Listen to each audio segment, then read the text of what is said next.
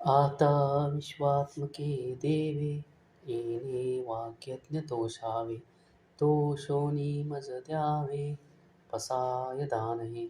जगाच्या कल्याणासाठी ज्यांनी पसायदान मागितले अशा श्री संत ज्ञानेश्वर महाराजांची माहिती आज आपण घेऊ. संत ज्ञानेश्वर महाराज यांना माऊली म्हणूनही ओळखले जाते. इसवी सन 1275 रोजी औरंगाबाद आताचे संभाजीनगर जिल्ह्यातील पैठण तालुक्यातील आपेगाव येथे ज्ञानेश्वर माऊलींचा जन्म झाला. त्यांच्या वडिलांचे नाव विठ्ठलपंत कुलकर्णी असे होते, तर त्यांच्या आई रुक्मिणीबाई आहोत. निवृत्तीनाथ हे ज्ञानेश्वर महाराजांचे थोरले बंधू व सोपानदेव व मुक्ताबाई धाकटे भावंडे होत. संत ज्ञानेश्वर हे महाराष्ट्राच्या महान संतांपैकी एक होते. ते एक थोर योगी तत्त्वज्ञानी असे संत होते. भागवत तथा वारकरी संप्रदायाचे तत्त्वज्ञ प्रवर्तक म्हणूनही त्यांना ओळखले जाते. सर्वसामान्यांना त्यांनी ज्ञानमार्ग दाखवला. वारकरी संप्रदायाला जन्म देणारे ज्ञानदेव सर्व संतांची माऊली झाले. आजही ज्ञानेश्वरांची पालखी खांद्यावर घेऊन संत मोठ्या भक्तिभावाने ज्ञानेश्वर माऊलीच्या नावाचा गजर करतात. संत ज्ञानेश्वर महाराजांचे वडील विठ्ठलपंत हे संस्कृत अभ्यासक आणि धार्मिक मनाचे होते. ते मुळात विरक्त संन्यासी होते. त्यांनी विवाहित असतानाच संन्यास घेतला आणि ते काशीला गेले. ती विवाहित असल्याचे गुरूंना समजले, म्हणून गुरूंनी त्यांना घरी परत पाठवले. विठ्ठलपंतांनी त्यांच्या आज्ञेनुसार पुन्हा गृहस्थाश्रम स्वीकारला. विठ्ठलपंत व रुक्मिणीबाईंना 4 अपत्ये झाली.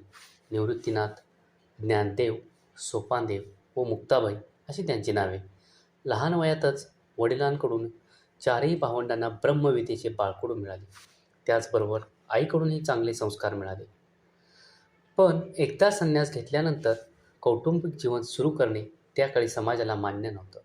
त्यामुळे आळंदीच्या शास्त्री पंडितांनी त्यांच्यावर बहिष्कार टाकला. विठ्ठलपंतांनी ब्राह्मणांना खूप विनवणी केली आणि त्यांच्याद्वारे केलेल्या पापाबद्दल प्रायश्चित्त करण्यासाठी काहीतरी सुचवावे अशी विनंती त्यांनी केली. परंतु ब्राह्मणांमधील रूढीवादी घटक 1 इंचाची घसरण करण्यास आणि धागा समारंभास परवानगी देण्यास तयार नव्हते. शेवटी त्यांनी सर्व धार्मिक पुस्तकांचा उल्लेख केला आणि ते म्हणाले की जर विठ्ठलपंतांना केलेल्या महान पापापासून मुक्त व्हायचे असेल तर त्यांनी आणि त्यांची पत्नी रुक्मिणीबाई यांनी गंगा आणि यमुनामध्ये आपल्या प्राणाची आहुती दिली पाहिजे. विठ्ठलपंत व रुक्मिणीबाई गावापासून दूर एक झोपडी बांधून राहू लागले. नंतर ते आपल्या मुलांसह त्र्यंबकेश्वरला गेले. वाटेत ब्रह्मगिरीला प्रदक्षिणा घालताना निवृत्ती आणि त्यांची चुकामुक झाली. निवृत्ती 7 दिवस गहिनीनाथांच्या गुहेत राहिले. पुढे भावंडांची भेट झाल्यानंतर निवृत्तीनाथांनी त्यांना मिळालेले सर्व ज्ञान ज्ञानेश्वरांना दिले. त्याचवेळी ज्ञानेश्वरांनी निवृत्तीनाथांना गुरु केले. संन्यासाची मुले म्हणून त्यांच्याच समाजातील लोक अतिशय निष्ठुरपणे त्यांच्याशी वागत असत. त्यांची अशी केलेली विटंबना, उपेक्षा, हाल विठ्ठलपंत व रुक्मिणीबाई यांना सहन होत नसे. त्यांनी प्रायश्चित्य म्हणून जलसमाधी घेतली. त्यांना वाटले आपल्या मृत्यूनंतर तरी मुलांना ब्राह्मण समाजात स्थान मिळेल, परंतु तसे काही घडले नाही. आपल्या आईवडिलांच्या मृत्यूमुळे सर्व भावंडे अतिशय खचली होती. पण निवृत्तीनाथांनी मोठ्या धाडसाने 2 लहान भाऊ व बहिणीचे सांत्वन केले आणि आपल्या वडिलांच्या इतर नातेवाईकांकडून कमीत कमी आधार तरी मिळावा म्हणून आपेगावला गेले. परंतु विठ्ठलपंत यांच्या अनुपस्थितीत आपेगाव येथील कोणत्याही नातेवाईकांनी त्यांना आसरा दिला नाही. निराश होऊन भावंडे परत आळंदीला गेले. तिथे गेल्यावर समाज त्यांचा स्वीकार करेल असे त्यांना वाटले होते, परंतु कुठले काय, उलट त्यांना अन्न आणि पाणी यासारख्या मूलभूत गोष्टी नाकारण्यात आल्या. लोकांनी खूप छळ केला व आपल्या माऊलींचा आणि सर्व भावंडांचा. पुढे ही भावंडे शुद्धीपत्र मिळवण्यासाठी पैठणला गेली. तिथे ब्रह्मसभेत प्रार्थना करूनही त्यांना शुद्धीपत्र मिळाले नाही. संन्यासाची मुले म्हणून अतिशय कुत्सित नजरेने लोक त्यांच्याकडे पाहत असत. धर्माचे ठेकेदार म्हणाले की ब्रह्मचर्याचे आचरण करा, संसार वाढवू नका, परमेश्वराची भक्ती करा, यामुळे तुमचे पाप नाहीसे होऊन मुक्ती मिळेल. ब्रह्मसभेची आज्ञा त्यांनी निमूटपणे मान्य केली. एके दिवशी त्यांना एकाने त्यांचे नाव विचारले. ज्ञानेश्वर शांतपणे म्हणाले, ज्ञानदेव. असं? त्यावर नावात काय आहे? तो समोरून रेडा येत आहे ना, त्याचेही नाव ज्ञान आहे, परंतु तो फक्त ओझे वाहण्याचे काम करतो, असे एक ब्राह्मण कुचेष्टेने म्हणाला. यावर शांतपणाने ज्ञानदेव म्हणाले की हो, पण त्याचा आणि माझा आत्मा एकच आहे. हो का? असं म्हणतो आहेस तर मग तू या रेड्याच्या तोंडून वेद बोलवून दाखव बघू, मग आम्ही तुझं म्हणणं मान्य करू. ज्ञानोबा रेड्याच्या जवळ गेले आणि रेड्याच्या मस्तकावर हात ठेवला. त्याबरोबरच रेड्याच्या तोंडून भराभर वेद बाहेर पडू लागले. कित्येक लोकांनी हा चमत्कार पाहिला. येथेच ज्ञानेश्वरांनी आपली विद्वत्ता सिद्ध केली आणि येथूनच एका दिव्य प्रकाशाची सुरुवात झाली. त्यांच्याकडे अफाट बुद्धिमत्ता होतीच. वेद, पुराण, गीता याचे ज्ञान त्या चारही भावंडांना बालवयातच वडिलांनी दिले होते. पुढे जाऊन माऊलींनी भावार्थ दीपिका, ज्ञानेश्वरी या ग्रंथाची रचना केली.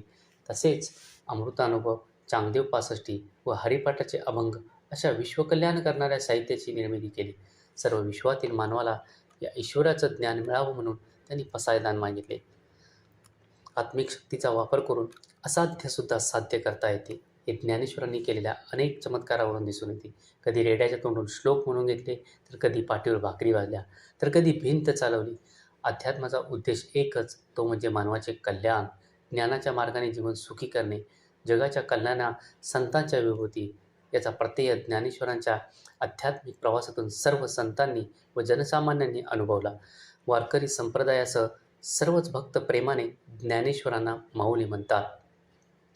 त्यांनी वारकरी संप्रदायाचा व भागवत धर्माचा पाया रचण्याचे कार्य केले. संत नामदेव, संत गोरोबा कुंभार, संत सावतामाळी, संत नरहरी सोनार, संत चोखामेळा या समकालीन संत प्रभावळीचे अनौपचारिक नेतृत्व करत संत ज्ञानेश्वरांनी अध्यात्माच्या क्षेत्रात समानता प्रस्थापित करण्याचा प्रयत्न केला. ज्ञानेश्वरांनी नामदेव आणि आपल्या काळातील इतर संतांसह पवित्र ठिकाणी भेटी दिल्या. पवित्र ठिकाणी भेटी पूर्ण केल्यावर ज्ञानेश्वरांना वाटले की आपल्या जीवनाचे ध्येय संपले आहे. म्हणूनच त्यांनी समाधी घेण्याचा मानस व्यक्त केला. जेव्हा त्यांच्या सर्व सहकाऱ्यांना हे माहीत झाले, तेव्हा त्यांना ज्ञानाचा हा महासागर त्यांच्यातून सोडून जात असल्याबद्दल खूप वाईट वाटले.